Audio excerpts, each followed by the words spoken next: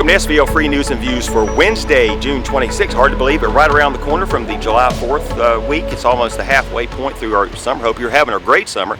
And I'm right here in front of the Iredell County Register of Deeds. I'll be talking about why I'm here very shortly. But first of all, let's thank all of our sponsors: Mitchell College, Randy Marion, Piedmont Healthcare, Blue Harbor Bank, Fast Fields, Key to Escape, the Escape Room.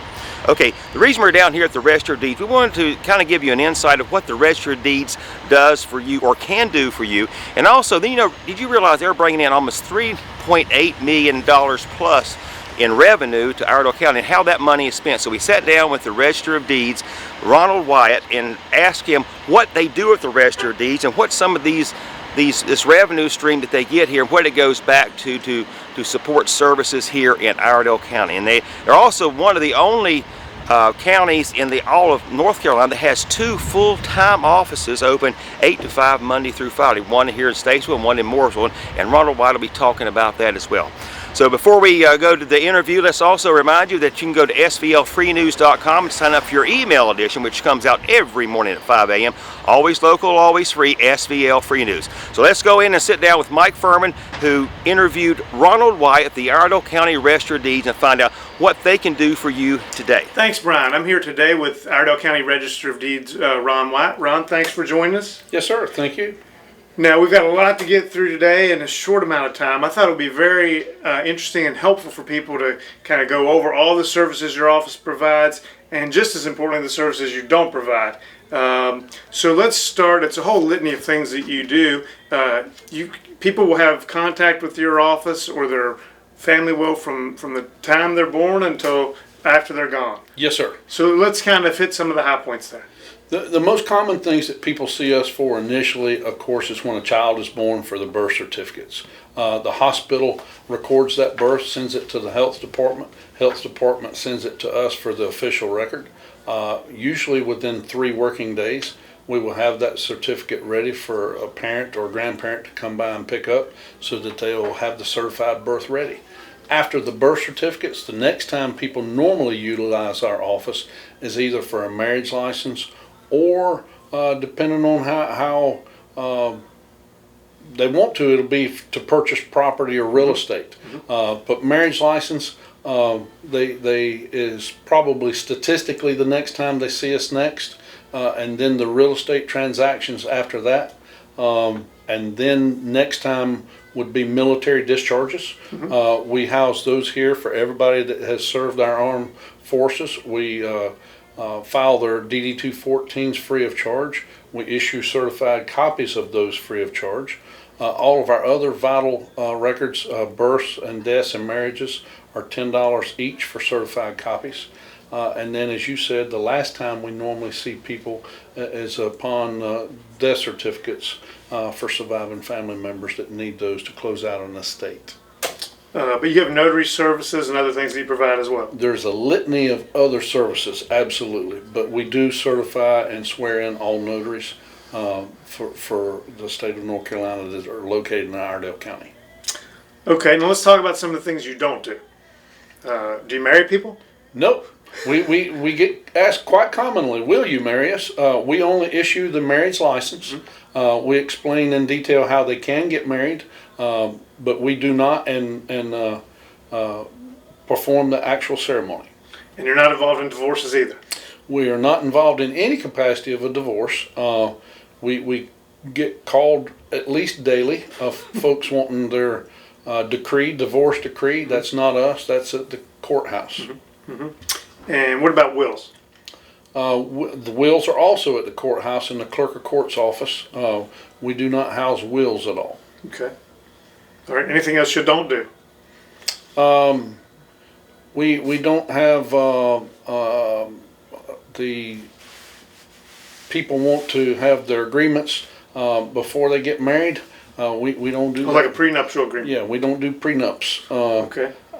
The attorneys normally house those, and to my knowledge, not even the clerk has the prenups recorded. But we do get asked regularly if there's prenup forms, and no, we don't.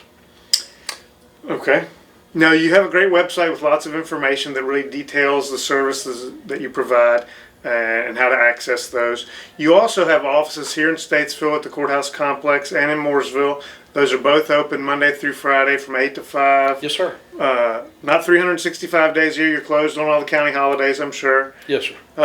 And Iredell County is unique in that you do have 2 full service offices that are open 40 hours a week. Tell us a little bit about how that came to be and why you think that's important in this county. Iredell County, of course, I believe is the #1 county in the state because of the populace that we have. We have several attributes here that you just don't find in other counties. We are #1 in numerous agriculture categories. We're #1 in numerous economic categories. We have 2 separate school systems, which is unheard of this day and time. We have the lake in one area. We have our rural farming communities in the North Iredell, and then we have Troutman that's kind of an in-betweener. But I like to tell everybody Troutman is the center of the universe, and then you can go to North Iredell and be as quiet and calm and hike and several of the trails up in that area, or you can get busy on Lake Norman. But that also is unique as to what our citizens want from their government services. Mm-hmm. It's almost like a half-day trip to leave Mooresville to come to Statesville to get certain services done. So not just register deeds, but sheriff's office and a couple other of the county services has located offices in the Government South building in Mooresville, and there was a demand for that. The previous register heard that and opened up an office down there 4 years ago now is when it opened up officially. Okay, so let's talk a little bit about financials. Yes, your offices combined bring in around $3.8 million a year. Your operating budget is about $1.2 million. What happens to that excess money? Does that stay here in the county or does it go to the state? All the money that we raise, with the exception of fees, we have to pay to the state for certain birth certificates, for example. We have to pay certain fees to them. If we do out-of-county birth certificates in the near future, they may include death certificates in that. If we get something that did not originate Iredell, we have to pay certain fees back to them. Mm-hmm. Other than that, and I would say 99.2% of all the money that we generate because of the work we perform stays here. As you said, once our operating budget is adhered to, the rest goes into the general fund in the county. We have been very fortunate since I have been here. The economy has done good. We have increased annually and are approaching record numbers from back before the last recession hit us. This year we are anticipating, if it continues, will be a record year for the office in its history ever as far as our gross number. We're hoping to be the largest. I'm going to stop short of saying what that is because I don't want to jinx the number. But we do generate, and a lot of folks jokingly say, hey, are you earning my tax dollars today? And I like to say this is one of the offices to where we're saving you from having to pay more taxes elsewhere, because we do generate all the funds that pays our operation expenses, and as you pointed out, regularly save somewhere between 2.3 and up to $2.6 million that goes elsewhere for them to spend as they see fit. Now you do all that work with 9 full-time employees and 3 part-timers split between the 2 offices. Yes, sir. And in addition to, providing folks with the documents that they need, you're a great custodian of these documents. When I got here, Joyce Best's assistant, I wanted to know what our record status was. That's one of the main charges we have as far as statutory obligations. We went and I've located numerous records that were in poor state. We contracted with a company out of Greensboro to come back in to fix a lot of records from the 20s and 30s and birth certificates and death certificates that were original records back then, and a lot of them had adhesive tapes, things that people had handwritten in there that were not staff originated, because back in the day people could come in and request a record, and the book was handed to them, and some of those documents or additions were not what should have been made in there. So we had to go back and verify with state vitals and our records what should be correct, and verify that information, and then correct the books. We're very proud of the fact that we have fixed many thousand documents back to the original state, including in that is some county commissioner minutes, because our office is in charge of maintaining the county commissioner records official minutes from the 1800s, some original books that were handwritten in long script, as they called it back then. Some of those were in poor condition with their binders and the paper getting brittle, and we were able to get those treated and save them before they became lost. Fascinating. And digitization of older records. You can go back and search all these records back to the 1800s now?